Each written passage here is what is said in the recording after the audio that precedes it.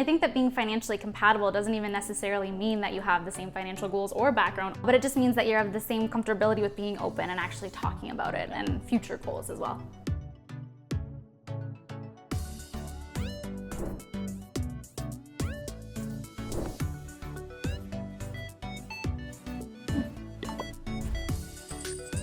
I'm Dennis and I'm 24 years old and I make $58,000 Canadian a year.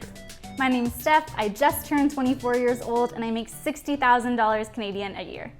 Combined, we make $118,000 Canadian a year.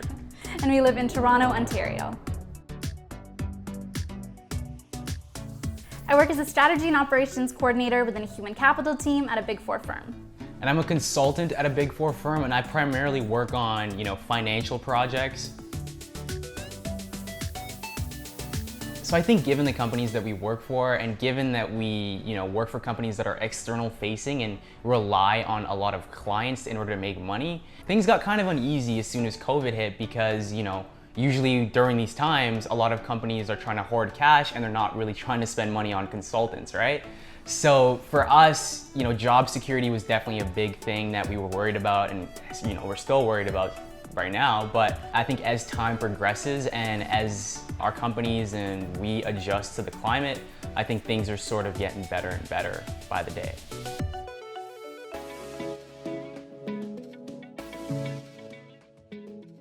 I didn't really have an emergency fund or an emergency fund that had really anticipated a climate like this. A lot of the money that I was pushing towards my student loans, I've sort of been able to dial that back and actually put that into savings just in case anything happens.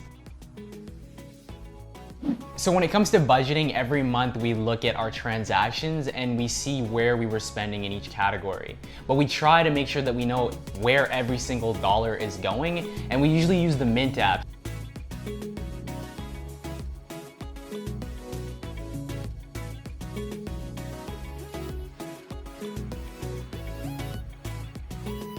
We do live in a pretty small space for downtown Toronto. It's 400 square foot, if that. I think it's pushing it. They call it a one bedroom, but it's more of a bachelor style space. We've been living together for 2 years now and we're planning to continue that, but we don't personally feel the need to have any sort of joint accounts. So we have completely separate accounts. We split all of our expenses right down the middle. It's just what works best for us. It works for our budgets so that we can really plan it out. So I think one of the huge misconceptions about school in Canada is that schooling is free. Well, guess what? It is not free.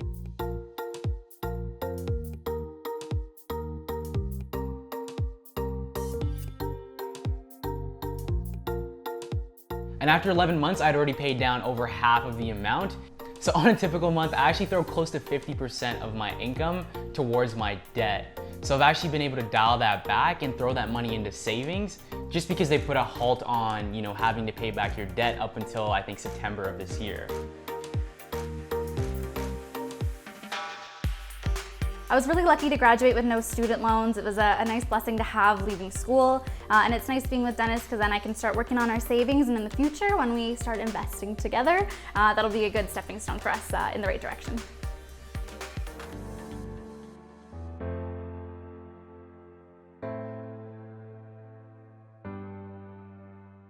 Because of the pandemic, we're actually going to one of the more expensive grocery stores near us.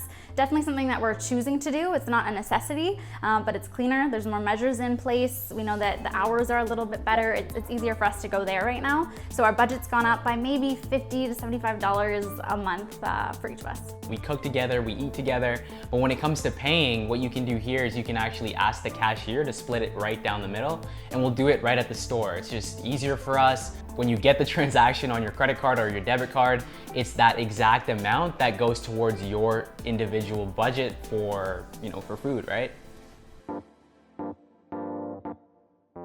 Although I grew up here, I was actually born in Kenya and my family moved to Canada when I was really, really young. And when it came to money, they had a tough time adjusting to the system here. And although I didn't know much about money when I was younger, I knew that we didn't have a lot of money, but I also associated money with change, and I also associated money with a better future and a better life for your family. My dad's always been an accountant for as long as I've been alive, so obviously he understands a lot about money. He was our financial guru in our household. He took care of everything, and he was really, really savings focused, and that's the main thing that I knew growing up, is that you save half of your money, you save more than you spend, you live within your means, you pay off any debt you have right away. My parents were debt-free even on their house as soon as they possibly could be, so that was something that was really driven into me. My first job when I was 14, again, I didn't even see half of my paycheck. It went right into my savings that I used when I went to school and was put towards that. So that's always been instilled in me.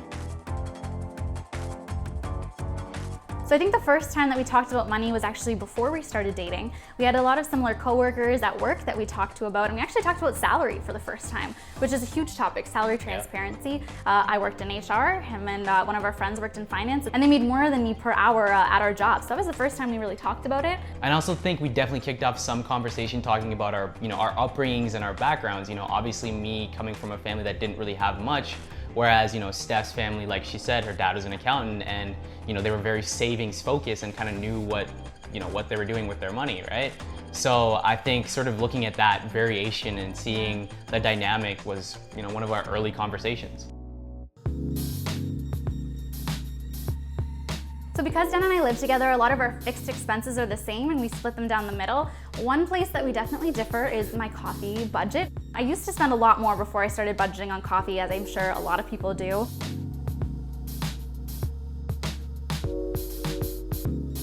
During the pandemic, I luckily haven't been spending any. We make all of our coffee at home, but I'm sure it's a habit that will probably come back. So for me, I refuse to spend money on new clothes, I refuse to spend money on coffee, and I refuse to spend money on a car.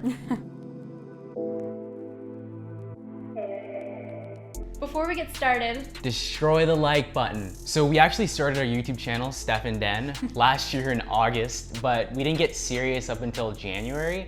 And the main reason we started was, at least for me, was because I saw a gap in the knowledge when it came to money and sort of finances here in Canada.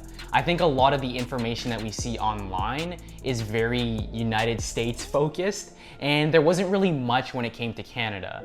And when it comes to a lot of the stuff that we talk about careers as well, there's not a lot of people who look like me who are black that work for a big four firm that are, showcasing, the life and how to get in and how to sort of navigate this whole corporate space as a black person.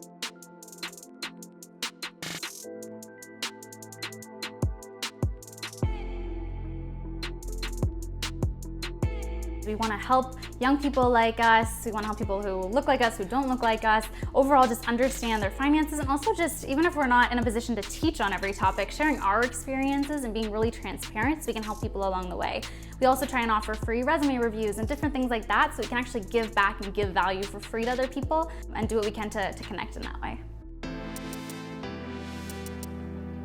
So my financial focus right now is really on saving, and this started for me when I first graduated and I got serious about budgeting, and I'm really continuing to focus on that more and more as time goes on. Each month I'm saving, my goal is 50% of my income, so basically I get paid bi-weekly. I'm trying to save one full payment each month, and I'm putting it right now into a savings account, but I'm planning on switching into a high interest savings account too to really capitalize and hopefully grow that savings as well each month.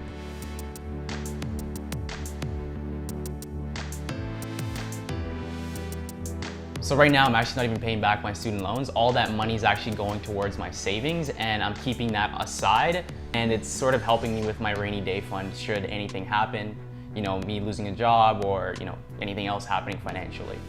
And eventually I will be able to throw that back into my debt, once things sort of cool down and things change.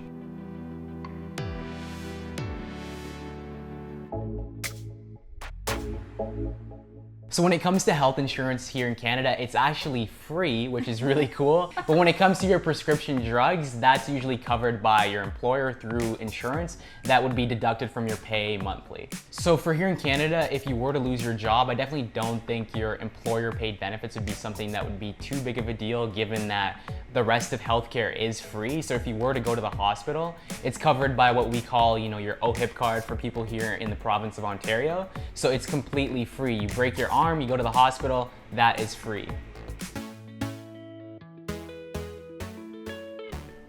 So I wouldn't say I'm necessarily comfortable with the salary that I'm making, and the reason being is just right now in the days that we're living in, you know, with me having debt, there's just so many expenses and it kind of just feels like I'm living to get by.